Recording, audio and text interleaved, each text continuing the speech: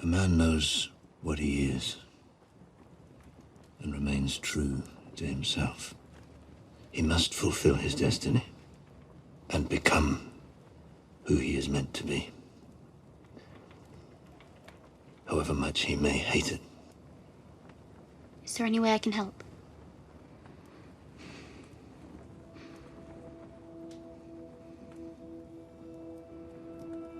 Yes, there is.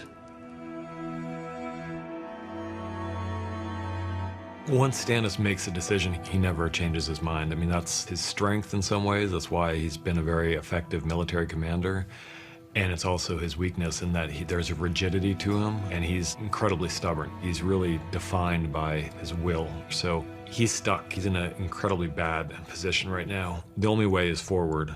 And Melisandre presents him with an opportunity. He's seen her powers before.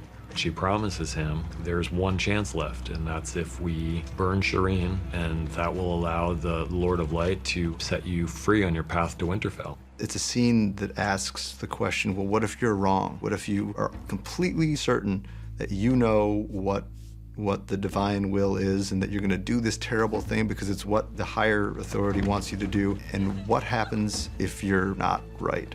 It's obviously the hardest choice he's had in his life, and what it comes down to is just ambition versus familial love. And for Stannis, sadly, that choice is ambition. When George first told us about this, it was one of those moments where I remember looking at Dan, and it was just like, oh, it's so horrible, and it's so good in a story sense because it all comes together. You know, from the beginning, from the very first time we saw Stannis and Melisandre, they were sacrificing people. They were burning people alive on the beaches of Dragonstone. And it's really all come to this. There's been so much talk about King's blood and the power of King's blood, and it all leads ultimately, fatally, to Shireen's sacrifice. And it's one of the most horrible moments we've shot, just in terms of the emotion of it.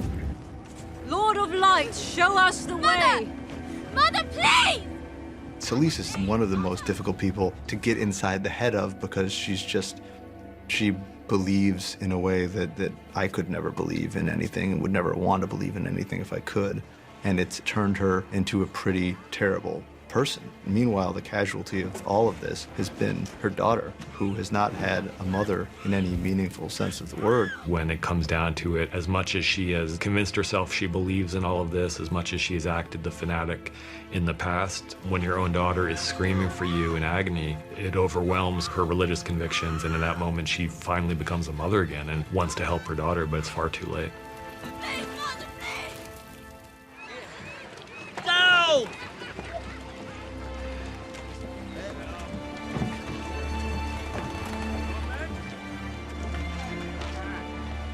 Arya's been completely committed to becoming a faceless man until she sees this hateful piece of her old life. It's very hard not to become Arya Stark again.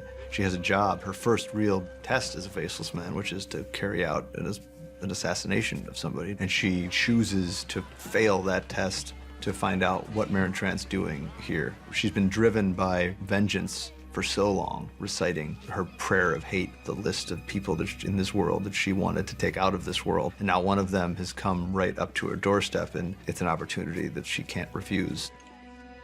The thin man wasn't hungry today. Perhaps that is why a man is thin. Tomorrow. Tomorrow. She lies to Jaqen about where she's been. It's unclear from Jaqen's response whether she has sold the lie. Well, she thinks it's probably not that hard. I mean, she's been becoming a better and better liar. She's been practicing the game of faces, and it seems like she gets away with this lie.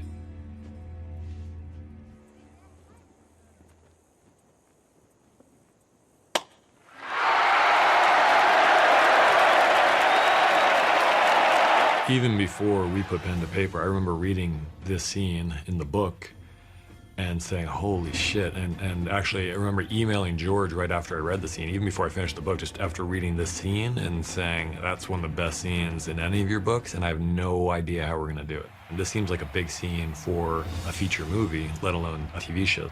It's one of the most powerful and seamless illusions we've ever created on the show. We've never had anything remotely like this before.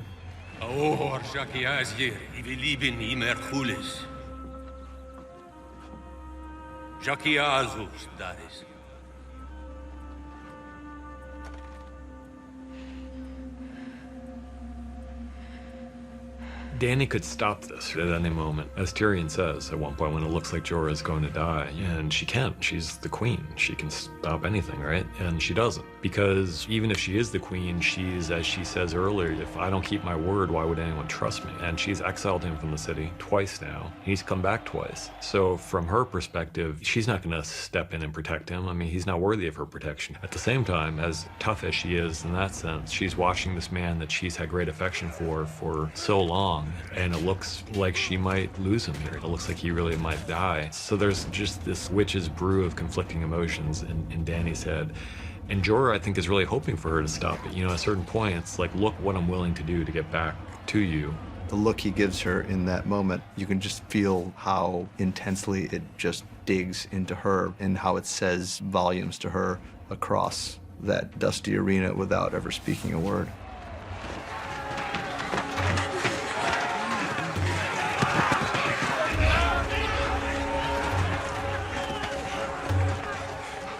It's one of my favorite moments in the scene and in the season and in the series, that moment where she realizes this is over and she resigns herself to that fate. This isn't the way she saw it happening, and it's not the way she wants it to end, but if it's going to happen, she doesn't want to die screaming, she doesn't want to die in terror, she just wants to have a moment of peace before it's over. And then at that moment, when all seems lost, Drogon comes.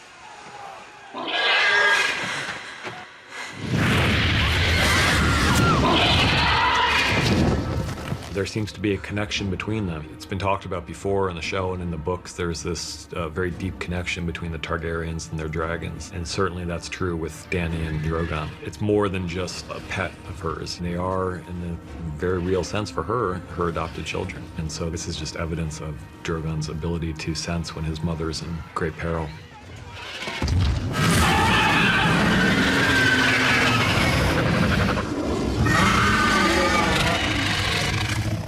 Jorah has this conversation with Tyrion midway through the season where he says, I used to be cynical like you, but then I saw this girl step out of the fires with 3 baby dragons. And if you've ever heard baby dragons singing, it's hard to be cynical after that. And it's the same thing happening here for Tyrion. It's hard to be cynical after watching this young queen fly off on a dragon.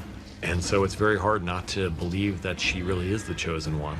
I think at that point it's pretty hard for Tyrion to keep a grip on his cynicism. His expression, watching her fly away, completely captured what we wanted to capture in the moment, which is he's never seen a girl like this before.